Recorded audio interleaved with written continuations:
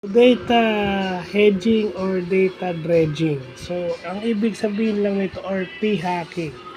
So, ito yung marami kang test na pine-perform.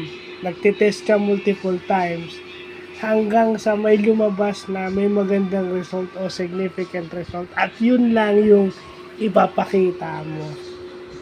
So, ibig sabihin, sa dami ng test na pinerform mo, there are chances na mayroong magandang lalabas. Hindi naman laging pangit. At meron naman na may pangit ang lalabas.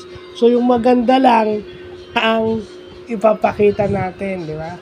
Yung sinasabi nilang false negative.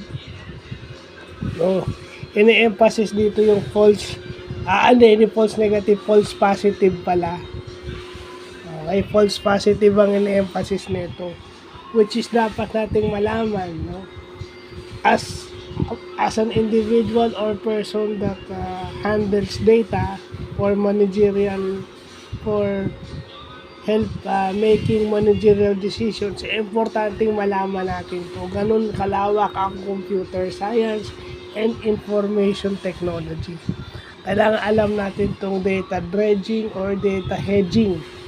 Pag sa statistics, data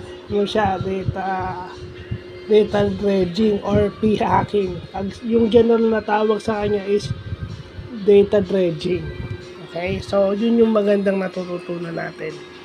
Na blessing, moving forward to 2026, baon na natin to. So, yun lang pa.